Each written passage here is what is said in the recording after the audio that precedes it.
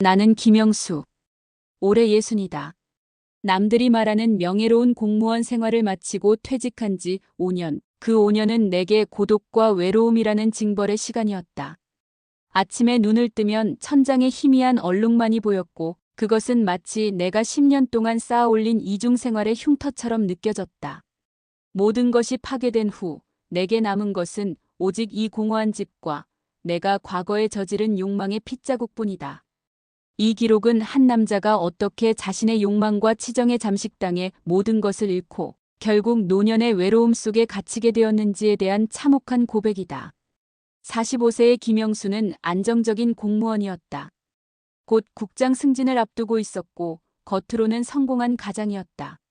하지만 그의 내면은 매일 똑같은 서류와 매일 똑같은 일상의 쳇바퀴 속에서 질식하고 있었다. 아내 박선영 45세과의 관계는 이미 오래전부터 건조한 동거에 불과했다. 그녀는 아이들의 교육과 재테크에만 몰두했고 영수에게 필요한 것은 안정이나 의무가 아닌 생생한 감정 그 자체였다. 중국어 학원 팅슈어는 그 생생함을 찾아 들어간 통로였다. 해외 출장이 잦아지면서 자기개발이라는 명목을 내세웠지만 사실 영수는 그저 낯선 곳에서 낯선 사람이 되고 싶었다. 롱잉잉 선생님입니다. 중국 베이징에서 오셨어요. 그녀는 22살이었다. 갓 대학을 졸업한 듯한 앳된 얼굴, 커다란 눈, 그리고 너무나 서투른 한국어 발음. 롱잉잉은 낯선 타지에서의 외로움과 막연한 미래에 대한 불안감을 감추지 못하는 연약한 존재처럼 보였다. 영수는 그녀에게서 잃어버린 젊음, 그리고 자신이 줄 수 있는 안정이라는 힘을 동시에 발견했다. 그것은 늙어가는 남자에게 가장 위험하고 달콤한 유혹이었다. 첫 수업 후 영수는 발음 지도를 좀 더 받고 싶다는 구실로 잉잉에게 저녁 식사를 제안했다. 부천의 허름한 중국집 구석에서 잉잉은 자신이 먹던 매콤한 요리 이야기를 늘어놓았고 영수는 그녀의 웃음소리에서 20년 전에 풋풋했던 자신의 아내 선영에게서는 이제 찾아볼 수 없는 빛을 보았다. 두 사람의 관계는 중국어 과외라는 이름 아래 일주일에 3번씩 이루어졌다. 부천 외곽의 한적한 카페나 공무원인 그가 쉽게 노출되지 않을 만한 경계선 없는 도시의 모퉁이에서 만났다. 그들의 대화는 더 이상 성조와 문법에 머무르지 않았다. 영수는 자신의 공허함을 털어놓았고 잉잉은 타양살이의 힘겨움과 불안을 호소했다. 아저씨는 저한테는 아빠 같아요. 근데 또 아니에요. 잉잉의 이 모호한 말은 영수의 심장을 찔렀다. 그녀에게 안정감을 주는 아버지의 역할과 그녀의 젊음을 갈망하는 남자의 역할, 그 아슬아슬한 이중성 속에서 영수의 욕망은 점점 더 끌어올랐다. 그들의 첫 외박은 제주도였다. 주말 공무원 세미나를 핑계로 아내에게 거짓말을 했다. 영수는 잉잉에게 최고급 호텔 스위트룸을 예약해 주었다. 제주도의 밤바다, 영수가 잉잉의 손을 잡았을 때 그의 손에서는 그녀의 차가운 젊음과 자신의 뜨거운 갈망이 충돌했다. 방으로 돌아와 잉잉은 눈물을 글썽이며 말했다. 저는 그냥 외로웠어요. 그녀의 그 고백은 영수에게 그녀를 소유해도 된다는 면죄부처럼 들렸다. 그날 밤 영수는 잉잉의 젊고 연약한 몸을 안았을 때 자신이 다시 20대가 된 듯한 착각에 빠졌다. 처음 그녀의 몸을 보았을 땐 숨이 막혀옴을 느꼈다. 그녀의 긴 생머리, 단아한 얼굴, 작고 꼭 담은 입술은 너무나 매력적이었다. 그녀의 가늘고 긴 목선은 정말 오랜만에 보는 아름다움의 극치였다. 잘록한 허리에 이르러서는 감탄사가 절로 나오는 젊음 그 자체였다. 그녀는 큰 키는 아니었지만 키에 비해 다리가 길어 자체가 당당하고 품위가 있어 보였다. 내 나이 40대 중반이 넘어서면서 20대 중반의 싱싱한 그녀는 정말 온 세상을 다 가진 것과 같은 만족감을 주었다. 나는 그녀를 격정적으로 탐닉했고 그녀도 나를 적극적으로 받아들였다. 아내와의 관계 때 느껴보지 못한 질감을 느꼈고 온몸이 그녀와 하나 되는 느낌은 나를 새로운 세상을 경험하게 하는 황홀경이었다. 나는 그녀와 피임기구를 쓰지 않았다. 그것은 단지 내가 원했기 때문이다. 나는 한순간이라도 그녀와 섞이고 싶었고 그녀의 모든 것을 흡수해버리고 싶은 욕망이 있었다. 그날은 거의 날이 새도록 내 정열을 불태우고 또 불태웠다. 그러나 그것은 사랑이 아니었다. 잉잉에게는 의존과 필요였고 영수에게는 자신의 늙어가는 시간을 멈추려는 인간의 욕망이자 근친상간에 가까운 숭배였다. 그녀는 그의 딸처럼 보호받아야 했지만 동시에 그가 갈망하는 여성이라는 모순적인 존재였다. 다음 날 아침 영수는 아내 선영에게 전화를 걸어 업무가 연장되었다고 거짓말했다. 수화기 넘어 선영의 건조한 목소리. 알았어요. 몸 조심하고. 영수는 그때 깨달았다. 자신의 이중 생활이 이미 견고한 성처럼 쌓여가고 있음을. 10년의 세월 동안 영수는 완벽한 이중 생활을 유지했다. 공무원으로서의 명예, 가장으로서의 역할, 그리고 잉잉과의 비밀스러운 관계.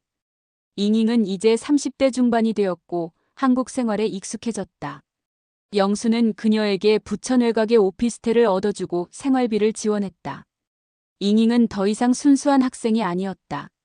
그녀는 영수의 돈과 권력에 의존했고 동시에 자신의 젊음을 무기로 영수를 통제했다.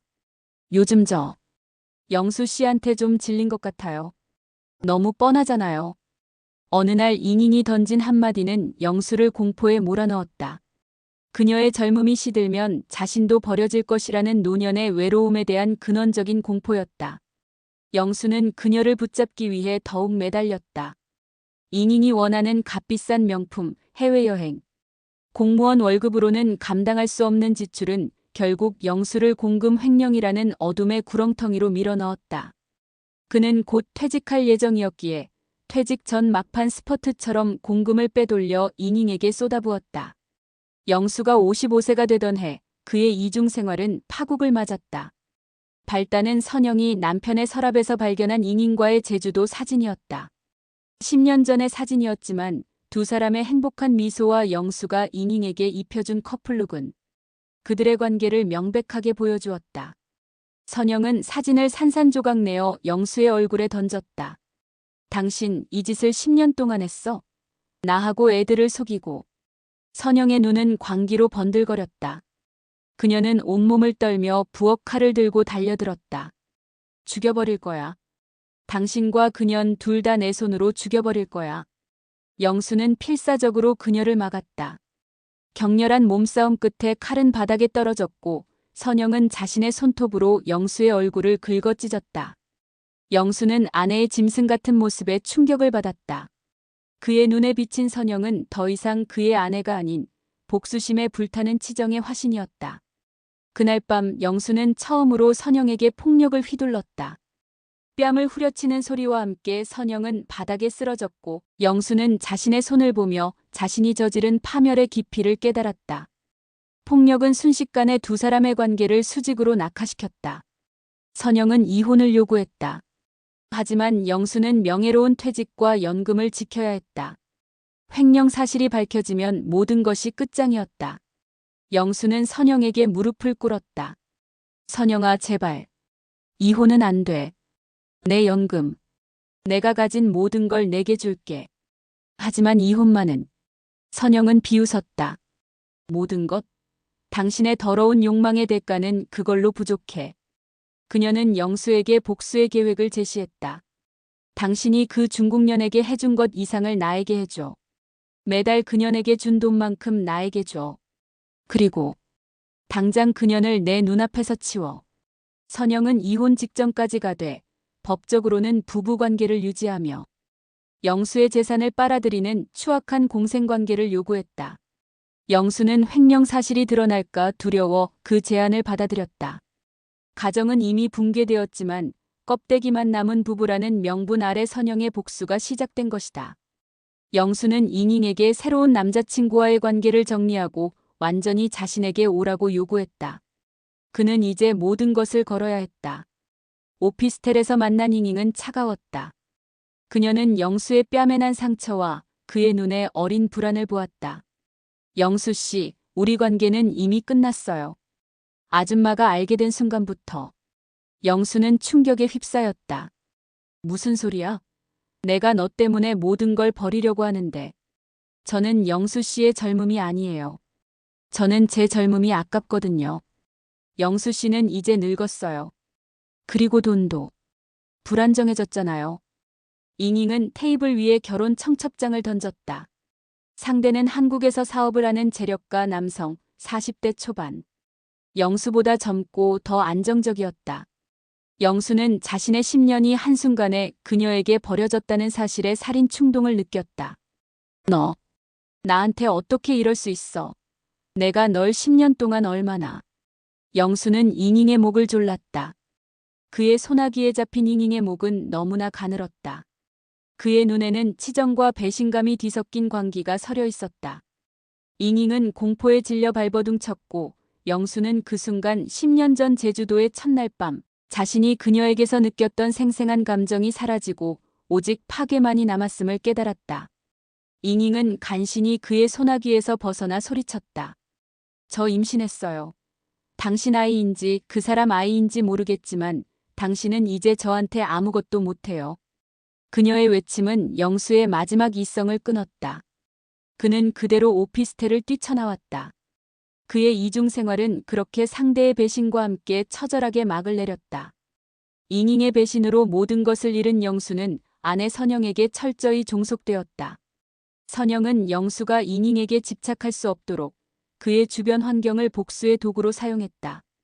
선영은 영수가 공금을 횡령했다는 약점을 쥐고 그의 모든 퇴직금을 자신의 명의로 돌렸다. 그리고 그 돈으로 영수에게 고통을 주는 집을 설계했다. 이 집은 당신이 잉잉이랑 지내던 오피스텔보다 더 좁고 더 칙칙할 거야. 하지만 이 집은 당신의 죄를 씻는 감옥이 될 거야. 선영은 영수에게 이혼은 없다고 선언했다. 그녀의 진정한 복수는 그를 법적으로 자신의 남편으로 묶어두고 평생 외로움 속에서 고통받게 하는 것이었다. 영수는 밤마다 악몽에 시달렸다. 그는 선영의 옆에서 잠들었지만 선영은 그를 철저히 외면했다. 그녀는 그에게 말 한마디 걸지 않았고 영수는 그 집에서 투명 인간처럼 살았다. 가정의 붕괴는 외형적인 이혼이 아닌 내부적인 단절로 완성되었다. 잉잉이 결혼했다는 소식을 들은 영수는 완전히 이성을 잃었다. 그는 잉잉을 찾아가 파멸시키기로 결심했다.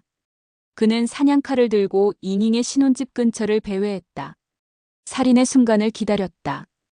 비가 쏟아지던 어느 날 밤 영수는 잉잉이 남편과 함께 외출하는 것을 보았다. 잉잉의 모습은 너무나 행복해 보였고 그 행복은 영수를 향한 비웃음처럼 느껴졌다. 영수는 칼을 들고 달려들었지만 잉잉의 남편이 그를 먼저 발견하고 몸싸움이 벌어졌다. 영수는 남편의 복부를 칼로 찔렀고 비명과 함께 피가 튀었다. 영수의 손은 피로 물들었다. 폭력과 살인이라는 막장 드라마의 끝판왕이 현실이 된 순간이었다. 남편은 중태에 빠졌고 영수는 현장에서 도주했다. 그는 선영에게 돌아갔다. 선영아, 나 사람을 찔렀어. 그년의 남편을. 선영은 놀라기는커녕 싸늘하게 웃었다. 결국 그렇게 되는군요. 당신의 욕망은. 하지만 선영은 영수를 경찰에 신고하지 않았다. 그녀는 영수가 감옥에 가는 것보다 평생 살인자가 될 뻔했다는 죄책감과 공포 속에서 자신의 옆에 묶여 사는 것이 더 큰 복수라고 생각했다. 그녀는 영수의 상처를 치료해주며 말했다. 당신은 이제 도망칠 곳이 없어. 나는 당신의 아내이자 당신의 공범이야.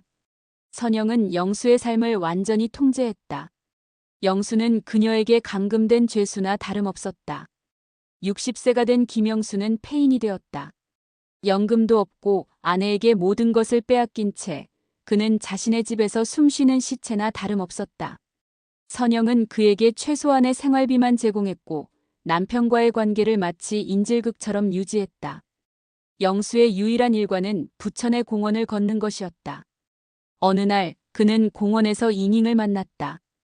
잉잉은 예전처럼 화려하지 않았지만 여전히 젊고 아름다웠다. 그녀는 아이와 함께 있었다. 잉잉은 영수를 알아보지 못하는 듯했다. 아니, 모른 척했다. 영수는 잉잉의 아이에게서 10년 전 자신의 핏줄일지도 모른다는 희미한 착각을 느꼈다. 하지만 잉잉은 그저 스쳐 지나가는 이방인처럼 영수를 외면했다. 영수는 깨달았다. 인간의 욕망은 결국 자신을 파괴하고 타인의 삶에는 아무런 흔적도 남기지 못한다는 것을. 영수는 그날 밤 자신의 처지를 비관하며 마지막 결심을 했다. 더 이상 선영의 복수극에 놀아날 수 없었다. 그는 자신의 죄를 씻고 이 고독한 삶을 끝내기로 했다. 그는 선영이 가장 아끼던 화분, 10년 전 결혼기념일에 자신이 사준 난초에 흙을 붓고 있는 선영의 뒷모습을 바라보았다. 선영아. 영수가 나지막이 불렀다. 선영은 돌아보지 않았다. 나 정말 미안했어. 내가 널 그렇게 만든 거야. 영수는 조용히 경찰서에 전화를 걸었다. 그는 자신이 잉잉의 남편에게 살인 미수를 저질렀다고 자수했다. 수화기를 내려놓은 영수는 선영에게 다가갔다. 선영은 그제야 그를 돌아보았다. 그녀의 눈에는 놀라움, 분노, 그리고 버려짐에 대한 공포가 서려 있었다. 당신 지금 무슨 짓을? 영수는 미소 지었다. 당신은 내가 감옥에 가는 것보다 당신 옆에서 괴로워하는 걸 원했지. 하지만 난 이제 당신의 복수에서 벗어날 거야. 선영은 영수에게 달려들어 그를 붙잡고 울부짖었다. 그녀는 영수의 파멸을 원했지만 그 파멸 속에서 자신이 부여받은 복수자라는 역할, 그리고 남편이라는 껍데기를 잃는 것을 두려워했다. 영수는 그녀의 울부짖음 속에서 가정의 붕괴와 노년의 외로움이라는 주제가 결국 선영 자신에게도 전이되었음을 깨달았다. 그녀는 복수를 통해 삶의 의미를 찾았으나 그 복수가 끝나자 다시 외톨이가 된 것이다. 경찰이 들이닥쳤을 때 영수는 담담하게 그들을 따랐다. 수감된 영수는 재판을 기다리며 평온을 느꼈다. 그곳에는 더 이상 잉잉의 젊음도 선영의 복수도 없었다. 오직 차가운 벽과 고독만이 있을 뿐이었다. 선영은 결국 영수에게 버려졌다. 그녀는 막대한 재산을 가지고 있었지만 복수의 대상이자 남편이었던 영수를 잃다 삶의 모든 의미를 상실했다. 그녀는 그 집에 홀로 남겨졌고 밤마다 영수가 휘두른 폭력의 기억과 자신이 영수에게 가했던 심리적 학대의 끔찍한 잔상을 떠올리며 울부짖었다. 영수는 감옥에서 홀로 지내는 고독이 10년간의 이중 생활이 가져다준 찰나의 희열보다 더 값비싼 자유임을 깨달았다. 그는 이제 60세. 그의 삶은 욕망과 치정으로 시작해 배신과 복수를 거쳐 결국 인간의 욕망이 파괴한 한 남자의 처절한 노년의 외로움이라는 결론에 도달했다. 창밖으로 보이는 좁은 하늘만이 그의 남은 전부였다. 이 이야기가 흥미로웠다면 구독과 좋아요 부탁드립니다. 감사합니다.